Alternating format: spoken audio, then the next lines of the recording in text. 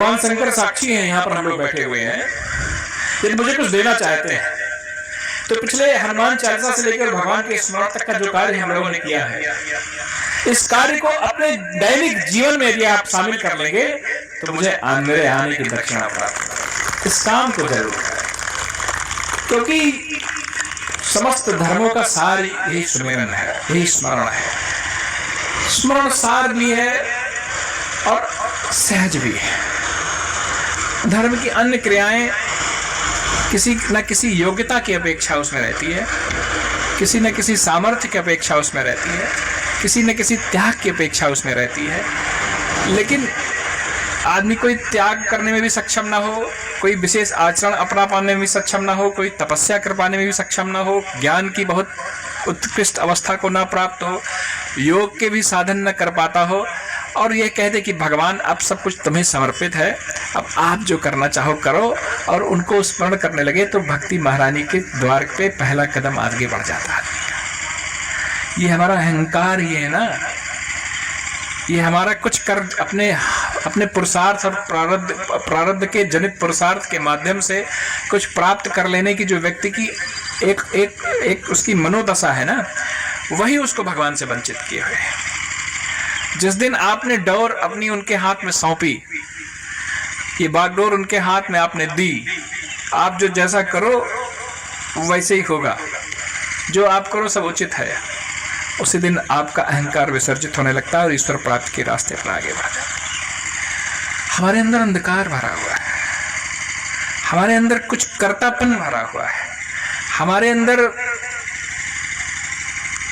बस अपने को पराक्रमी समझने का एक भाव भरा हुआ है।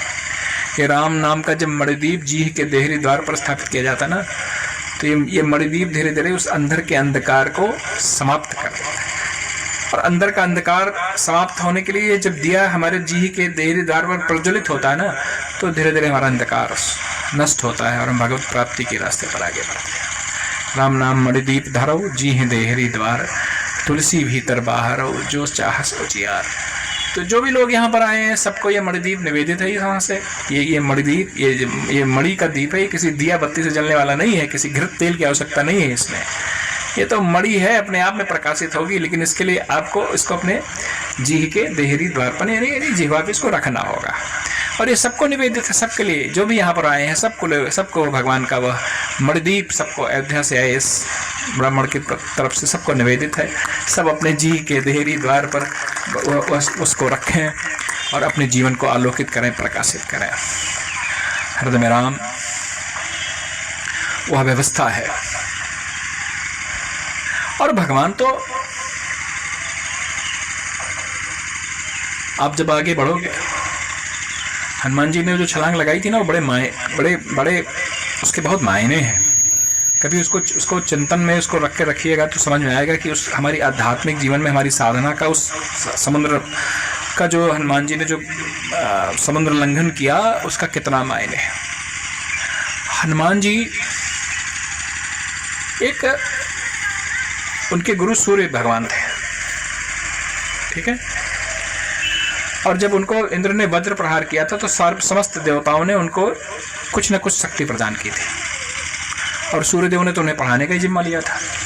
यानी कि दैवीय शक्ति से संपन्न थे, विद्या से संपन्न थे। लेकिन समुद्र लंघन से पूर्व हनुमान जी का जो भी जिक्र आता है वह सूर्य को बाल समय रविभक्ष लियो के अलावा और कोई ऐसी घटना नहीं दिखाई पड़ती जिससे उनके इस बल का, इस बुद्धि का, इस विवेक का, इस ज्ञान का कोई परिचय चलता। जब हनुमान जी समुद्र के किनारे पहुंचते हैं, वहां पर भी वो राम नाम में मस्त थे। कोई अंगद कह रहा था कि मैं चला तो जाऊंगा, लौटते समय मुझे संदेह है। जामुन जी कहे कि मैंने 7 बार प्रतीक्षा की है, लेकिन अब मैं बूढ़ा हो गया हूँ, अब मैं पता नहीं जा पाऊँ कि न जा पाऊँ। तो इस तरह की बातें वहां पर चल रही थी। हनुमान जी से निरपेक्ष थे, वो अपना एक किनारे बैठे हुए अपना। लेकिन जैसे ही जामुन ने उनसे कहा कि राम काज लगी तब अवतारा, तुरंत भयो पर्वताकारा। यानी कि हमारी जो बुद्धि है, हमारा जो विवेक है, और उसके बाद फिर हनुमान जी का वो पूरा चरित्र ही परिवर्तित हो जाता है। उनके पूरे व्यक्तित्व में ही परिवर्तन आ जाता है। फिर वो खड़े हो जाते हैं कि लंका को उखाड़ लाऊं कि क्या करूं, जो बताओ जामवंतो मैं करूं। तो कहने का आशय यह है कि फिर जामवंतों ने कहा कि नहीं ये सब करने की जरूरत नहीं, आप खाली माता सीता का पता लगा कर आइए। कहने की आवश्यकता यह है कि हो सकता है हमारी क्षमता साधारण हो सकता है हमारी बुद्धि विवेक साधारण हो, लेकिन व्यक्ति जब राम काज से जुड़ जाता है, जब राम काज लगता होता है, किसी भगवान के कार्य से जुड़ जाता है, तो वही साधारण व्यक्ति, वही साधारण योग्यताएं क्षमताएं उसकी कई गुणित फल देने वाली हो जाती हैं।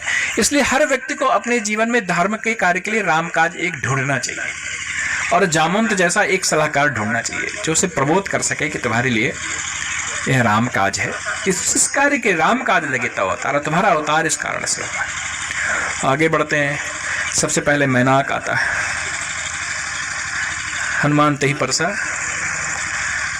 राम काज कीने बिना मोहि कहाँ विश्राम।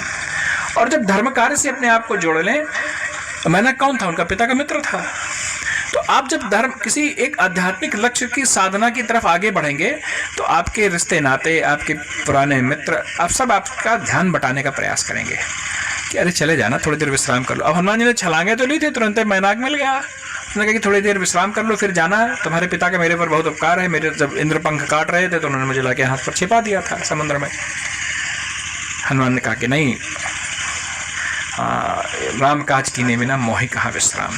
जब राम काज से अपने आप को जोड़ लेंगे तो जीवन में एक उस कार्य को, उस लक्ष्य को प्राप्त करने की जब तक एक तीव्र भावना मन में नहीं होगी, तो इस तरह के सांसारिक प्रलोभन, रिश्ते नाते आपको अपने उसमें फंसाते रहे।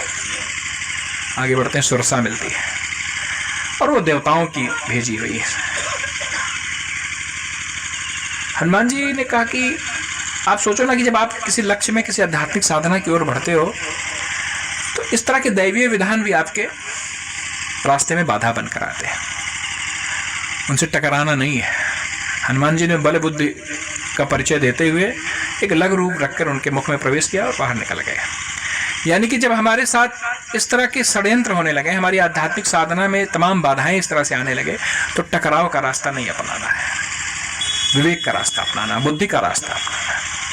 उसके आगे सिंहिका मिलती है। सिंहिका का क्या? सिंहिका से क्या है? सिंहिका राहु की पुत्री है और राहु भ्रम का देवता होता है।